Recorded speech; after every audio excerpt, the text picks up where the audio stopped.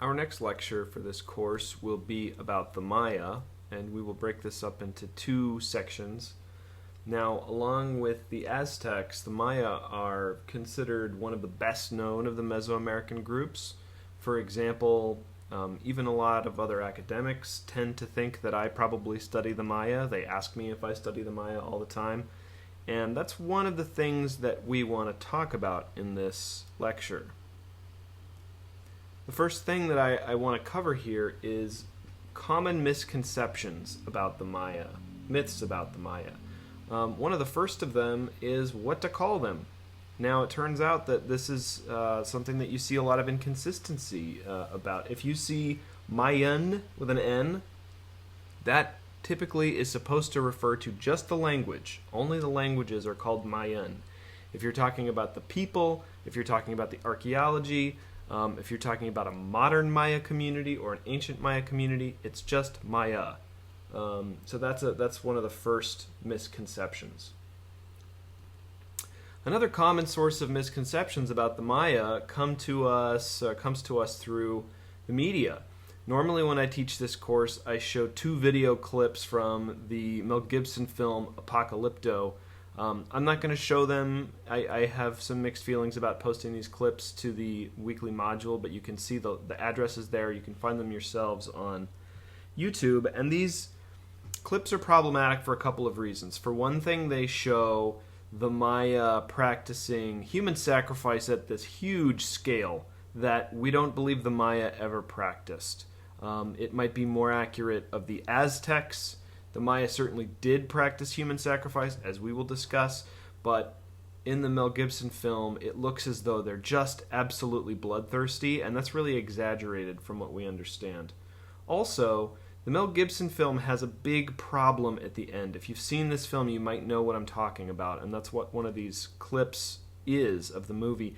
At the end of the film, what appear to be classic period Maya are suddenly met by Spanish explorers at the beach who come and they plant a big Christian cross on the beach. This is extremely problematic because essentially what it's doing is skipping 500 or 600 years of history, the entire post-classic period, to show basically a lie about the Maya, that the classic period Maya sort of collapsed because they were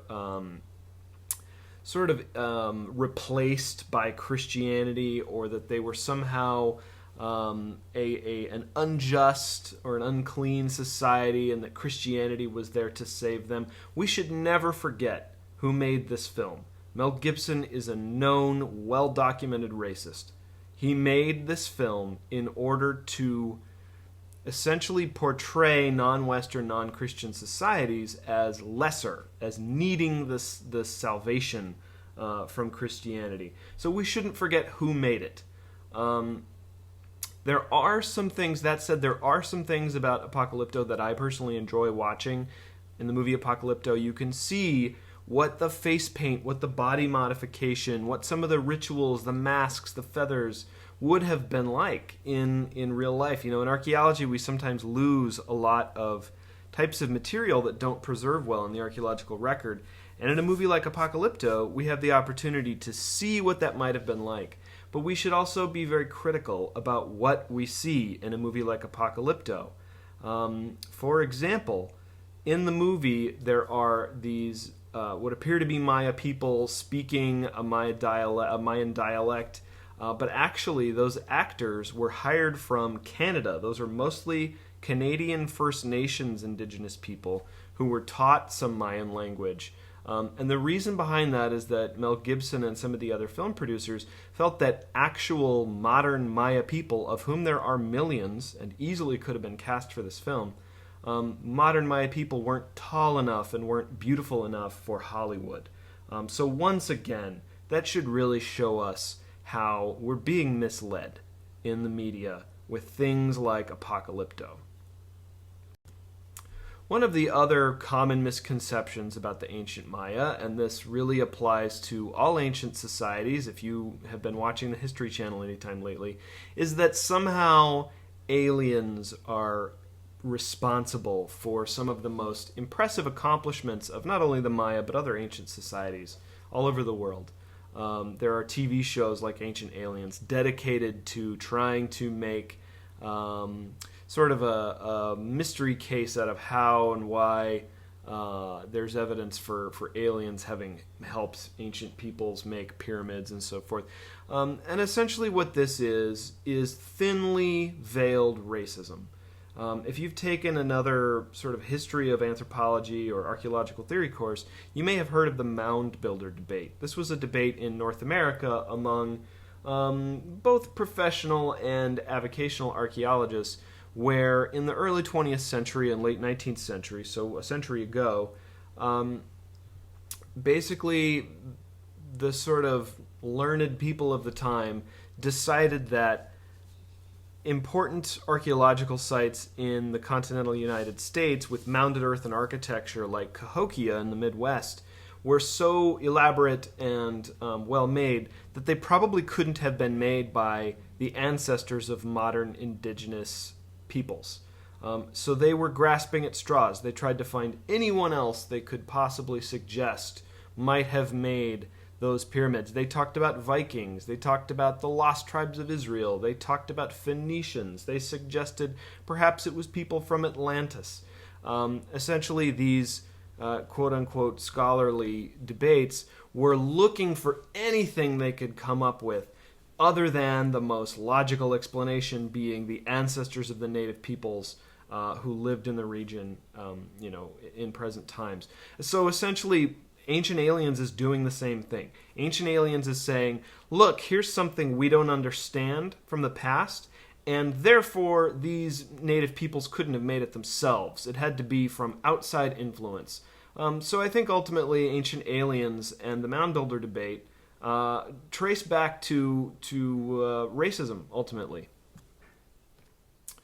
Now, for the archaeology of the Maya, which is what we're going to be focusing on, the modern Western world didn't become aware of the Maya until really late in the 19th century, and then some early 20th century explorations sort of furthered these understandings. But it's important to note that, one of the other myths of the Maya is that they're gone, that they disappeared. When I was a kid, we used to watch documentary films on like National Geographic, and they would say things like, oh, there's a great mystery of the Maya. Where did they go? They disappeared. Well, having been to the Yucatan, having been to Guatemala, I can tell you from personal experience, the Maya have not disappeared. They're still there. There are millions of them. I've had Maya students in this class.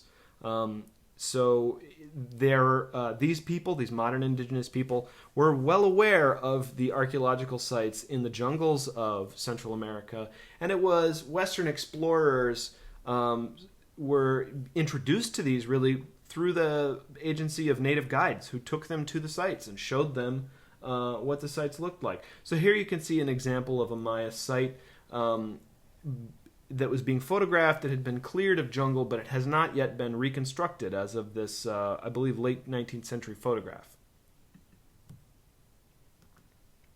Really, it was during the period of colonialism, when Spaniards first came to the New World, that the West became aware of the Maya.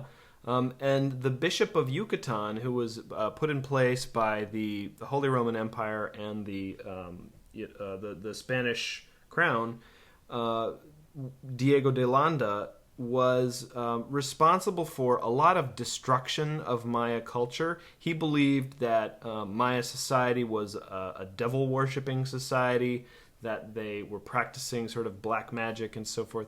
And so Diego de Landa collected large piles of indigenous writings, native Maya texts, and actually burned them, somewhat like the Nazis burning books during the Holocaust.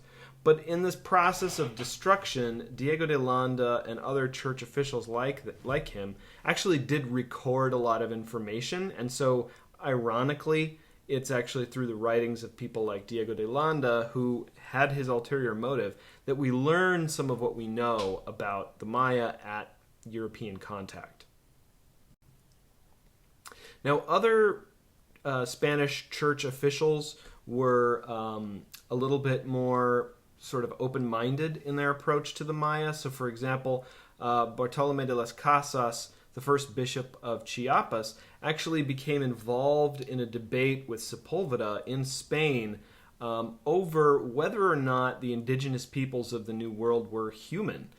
This was a time during which there would be official debates held by the Catholic court over whether, for example, or how many angels could fit on the head of a pin, and whether or not indigenous peoples of the New World were human and deserved to be treated as humans, or whether they could be enslaved like had been other peoples, like, for example, peoples captured in Africa. So this was a debate, and it was actually a Spanish church official who was defending the native Maya and other indigenous peoples in this case. So I do want to emphasize that not all of the Spanish church officials were treating the indigenous peoples in the same way. During the 17th and 18th century, church officials of various kinds were collecting indigenous manuscripts, and at the site of Chichicastenango, which I was actually able to visit a couple of years ago and found very compelling, there was sort of an example of underground secret church scholarship involving a leader of the church and some indigenous Maya elders who knew special information about the Quiche Maya creation story that we know today as the Popol Vuh. And so this was a collaboration project where these Maya elders met with this church official and wrote down the Popol Vuh, the creation story of the Maya, in secret, because this would have been illegal at the time. So we're going to have a film in this class. It's a cartoon version of the Popol Vuh. It's one of my favorite films to watch for Mesoamerican archaeology, actually using the artistic styles of Maya art. And we wouldn't have access to that story if it hadn't been for surreptitious collaboration between the Spanish church officials and the indigenous elders. In terms of the history and archaeology of the Maya region, the Western scholarship sort of became aware of this land in the jungle full of the ruins of huge cities that hadn't been known about previously through the work of Stevens and Catherwood. Now, Stevens and Catherwood, as I mentioned earlier, were being led through the Maya jungles by local indigenous informants, but they brought back stories about what they saw and drawings and art and descriptions of what they saw. So the leader of this expedition was John Lloyd Stevens, an American lawyer. And then his colleague in this endeavor was Frederick Catherwood, an English architect and illustrator. And it's really fortunate that Catherwood was on these expeditions through the Maya lowlands, because he was able to he didn't understand Mayan language very well, and he didn't understand Maya writing, but he was a very accomplished draftsman and artist. And because of that, really even before photography was a well-established process, they were able to bring home images of the ruins of the Maya region. Here, for example, is a drawing of the main pyramid at Uxmal, this one called the House of the Dwarf, one of the big pyramids at Uxmal, drawn before its reconstruction.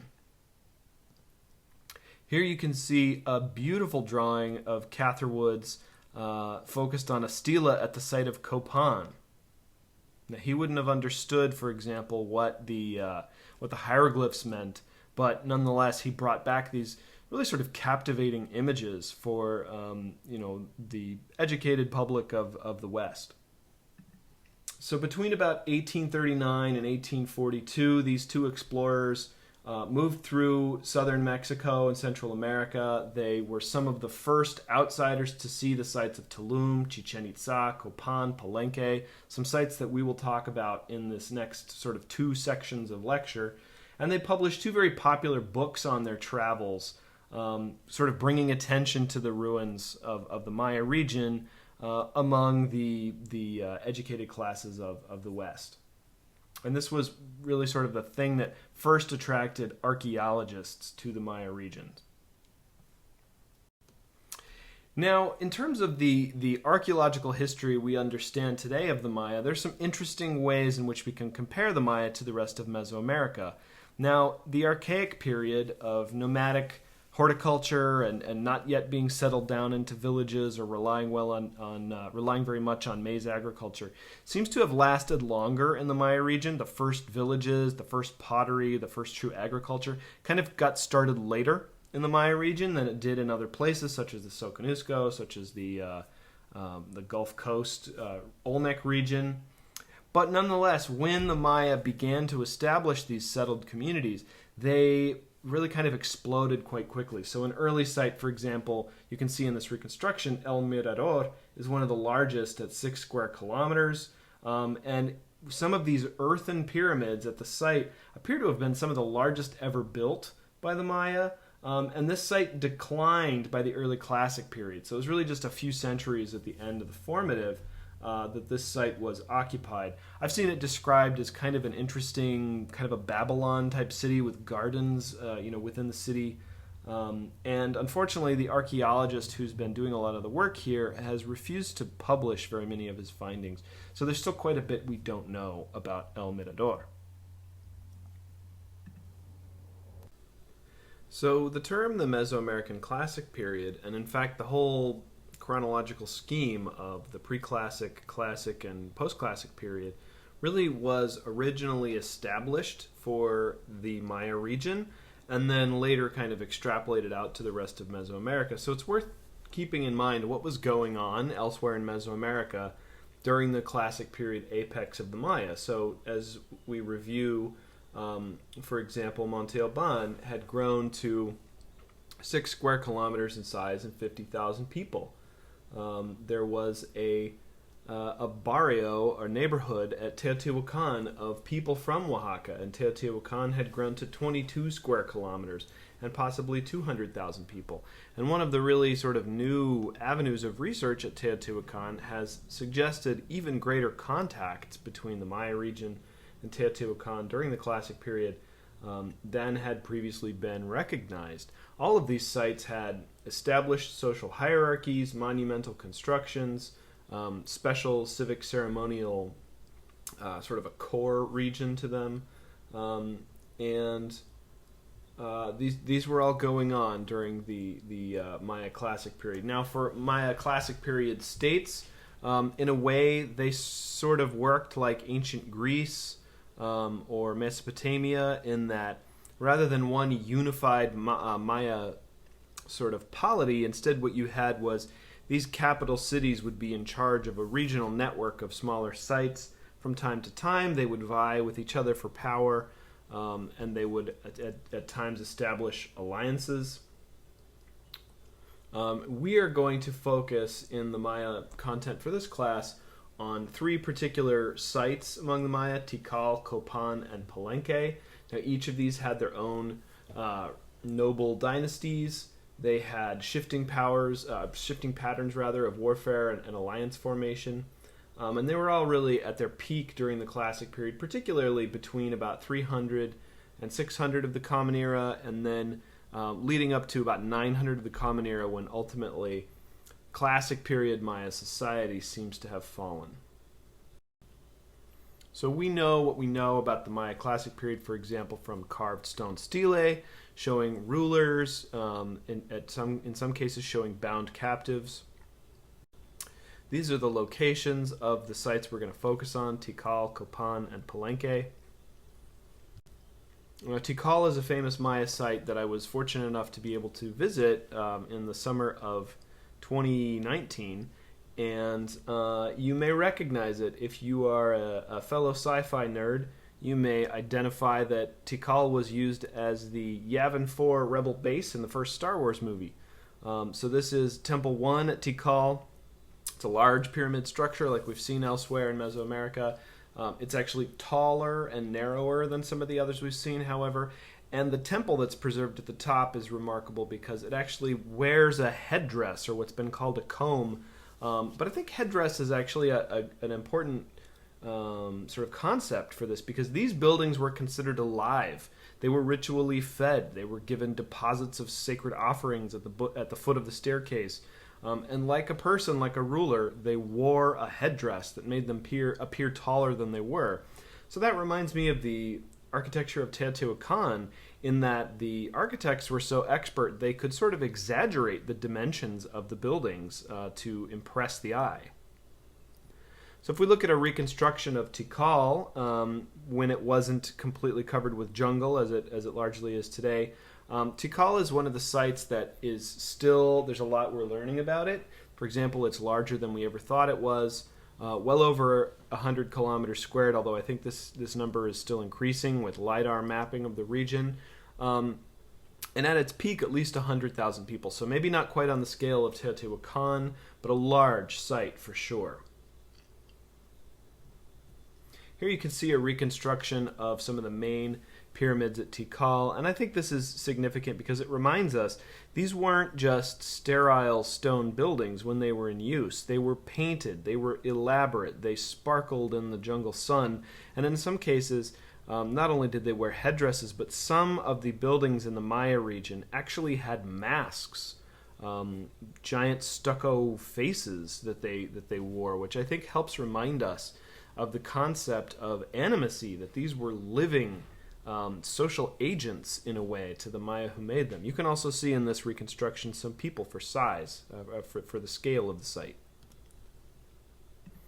So the site of Tikal is centered on a great plaza, like many of the other sites we've discussed. Some of the stepped pyramid temples reach up to 70 meters high. There are numerous palaces and ball courts, stelae depicting named rulers and their histories and so forth, sacrificial altars. It's at sites like this where we can read about the dynasty of rulership and so forth, because the nobles of the Maya region were spoken about and sort of bragged about in their own essentially propaganda. Here you can see a smaller pyramid structure and then some sacrificial stelae and altar combinations below. Now, on these sacrificial stelae and altar combinations, not only do you have tales of the nobility and their accomplishments and the dates of their reign and so forth, but these stones were also used in some cases to offer sacrifices. There's enough known about the dynasty, the ruling dynasty of sites like Tikal, that we have a pretty good handle on who ruled, and when, and for how long, and what accomplishments they undertook. Keep in mind a comparison between these Maya sites and Teotihuacan, for example, where we really don't have individual stories about particular rulers. So here, for example, you can see some glyphs depicting Tikal and its political relationships, and you can see that Tikal was part of a landscape of sites that in some cases were in conflict with one another, in some cases were in alliance with one another, and these are all the sort of political details and negotiations that are discussed in Maya hieroglyphic writing.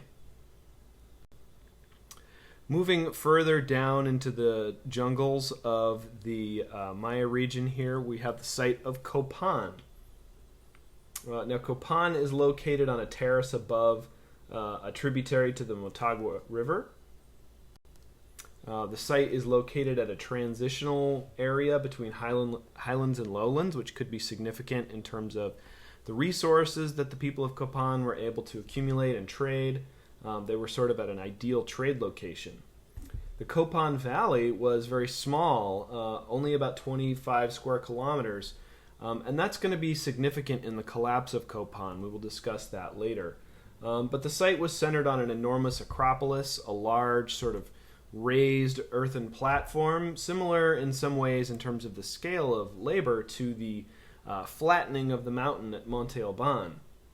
Now this acropolis supported numerous monumental constructions, temples and palaces and so forth, as well as many, many stelae. The site became urban in the early Classic period, and by the late Classic period had perhaps 25,000 people, with settlement covering much of the Copan Valley. Now we know a little bit about obviously how the site was laid out. You can see here in this plan map. We also know, as is discussed in one of your films for class, about the nobility who ruled Copan. For example, the most famous ruler of Copan, known by his hieroglyphic name 18 Rabbit, is discussed on several stelae at the site during different phases of his life. We know from the writings on these stelae that he took the throne in the 695 of the Common Era. I think it's really fascinating how specific that is. Under the rulership of 18 Rabbit, we see the continued expansion of the control, the regional control that Copan had, as well as building projects that had been started by 18 Rabbit's predecessors. And then we see on one particular stele that he's proclaiming Copan to be one of the four great powers of the Maya world, along with Tikal, Calakmul, and Palenque. In the year 725, he participated in an accession ceremony of the ruler Kawak Sky. Now that sounds kind of harmless, but what that actually means, I will explain in the next slide. So the ruler Kawak Sky, essentially in the year 737, managed to go to war with Copan that had been essentially controlling the site of Quirigua. So the Quirigua ruler, Kawak Sky, rebels against the Copan sort of miniature empire and actually captures 18 Rabbit from the site of Copan and has him decapitated. Now at the site of Quirigua, this event is broadcast and bragged about because it's a success of the site of Quirigua. At the site of Copan, this is really kind of underemphasized as just sort of an event that took place, in the year such and such. The ruler Copan, the ruler 18 Rabbit stopped being the ruler, and the new ruler of, Kawak Sky took over, and so forth. So you can see in this choice about where and when to emphasize particular sort of political events, you can see an element of propaganda, that the writing of the Maya is being used to tell political stories. So after the defeat of 18 Rabbit, Copan went into a 20-year period of decline. We see other evidence of rulership and perhaps lesser nobles kind of beginning to take over the site in some ways. And Quirigua, in contrast, has several decades of prosperity, but ultimately both centers went into decline by the 9th century as part of the collapse of the Maya region. Now, the other thing that Copan is really famous for is the longest written text known for the ancient Maya world. That's something that the video you're going to watch for this class is also going to emphasize. And it's not a book. The longest text we know with the most glyphs for the ancient Maya script is actually the hieroglyphic stairway at Copan. So on this stairway, long stories about the nobles of the site are written on the steps themselves, and then you can actually see the classic period collapse of the region happening as the top few steps were never completed.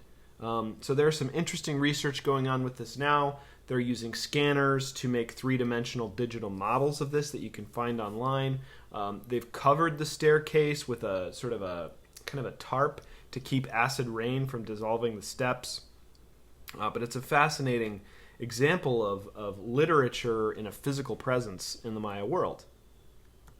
Another famous sort of iconic feature of Copan is its really classic eye-shaped ball courts. I mean, the quintessential traditional eye-shaped Mesoamerican ball court you can see here.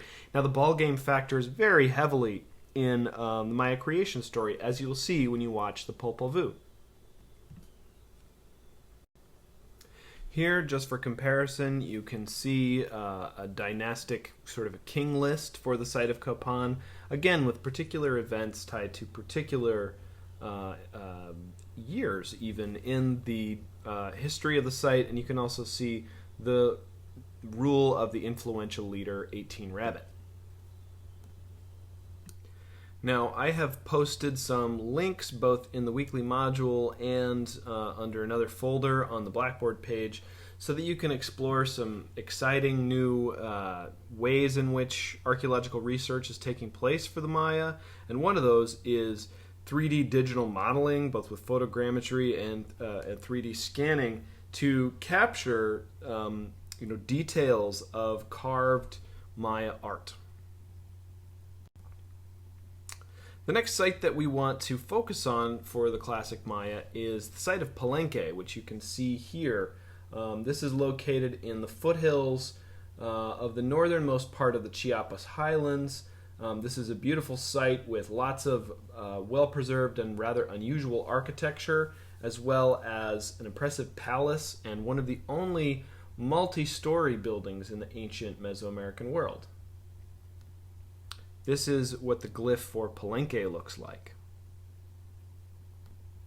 So Palenque is well known for its sort of quintessential architectural style, and we will go into a little bit more detail on these buildings, as well as one of the incredible findings from within one of these temples at Palenque. Here you can see a plan map of the site of Palenque. This is another site with a downtown sort of civic ceremonial complex. You can see here the location of the palace in the center, as well as a ball court. And then another feature that we're going to focus on is the Temple of the Inscriptions, which you can see in the sort of the center of that map there. One of the really iconic architectural features at Palenque is the palace at Palenque, which you can see is actually a four-story structure. Now, this, like many other Mesoamerican sites, has been reconstructed to an extent. But you can see here in this photograph of the palace before reconstruction, when the building was being held together by the roots and trunks of jungle trees, the archaeologists haven't just invented this. This was clearly in ancient times a standing multi-story tower, which in part because the Maya and other Mesoamerican groups didn't use what we consider the true arch or the Roman arch, it was difficult for them to be able to make a multi-story building that wouldn't collapse. Now, one building that I really want to focus on for the site of Palenque is the Temple of the Inscriptions, which, as the name implies, has a lot of interesting texts in Maya hieroglyphic writing, but in particular I want to focus on it for a find that was actually made within the building itself. This is the subject of an article that is posted on the Blackboard page in the recommended readings by an author named Alberto Rus, and you can use this article as your extra credit assignment if you choose.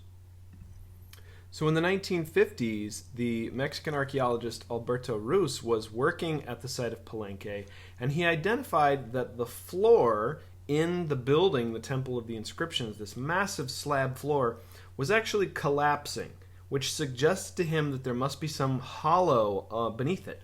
So because archaeology is a really slow process, it took him years to get the permitting, and then it took him and his team 3 years to pull back the massive stone slabs of the floor, identify what appeared to be a staircase underneath it, and then slowly, over 3 years, excavate down the staircase to discover what was underneath.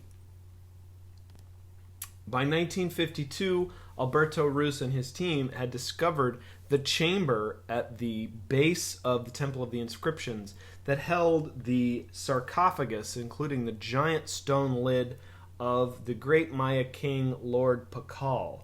Now, this is a deep subterranean crypt. As I mentioned, it took 3 years to excavate down.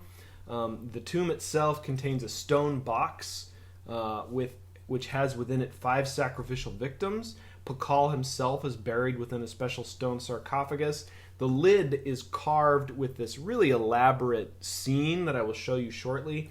And in general, the tomb itself is a huge, lavish offering full of many burial materials and special offering goods that were left there. And the short article by Alberto Rus in your recommended readings describes what they found in this excavation. Here you can see a reconstruction of the sarcophagus of Kinich Janab Pakal, or Lord Pakal, and his actual burial within this massive stone box. Famously, he has a mosaic jadeite face mask that appears to actually look like his real face. The sarcophagus lid itself is an elaborate visual story, in a way, of Lord Pakal descending into the underworld along the trunk of the world tree, the Seba world tree, at the moment of his death. And then eventually he will emerge from the underworld into the celestial body and become some kind of star or constellation. Now, unfortunately, Pakal's sarcophagus lid isn't known so much for the really beautiful and elaborate artistry and the way in which it encapsulates Maya religious belief, where a great lord like Pakal would eventually become sort of a deity. Instead, it's known in popular circles as an example of pseudo-archaeology. It's been misconstrued on shows like Ancient Aliens and in books like Chariots of the Gods by fringe researchers, for example, Eric von Donigan, who argued that this shows a space person sort of taking off in a spaceship. Now, that really sort of emphasizes that those fringe archaeologists haven't paid any attention to Mesoamerican cosmology. They haven't learned anything about the history and the development of Mesoamerican artistry, and it's really unfortunate that shows like Ancient Aliens are kind of ruining the fascinating history of these indigenous peoples. Now here you can see another dynastic list for the site of Palenque. In particular, the rulership of Pakal is interesting because he took power at such an early age that it's been speculated that for a while when he was a child, his mother was actually sort of ruling at Pakal. So there's some interesting things that potentially could be sort of gleaned from this historical analysis. And that is the end of the first section of the Maya lecture. Stay tuned for the second part.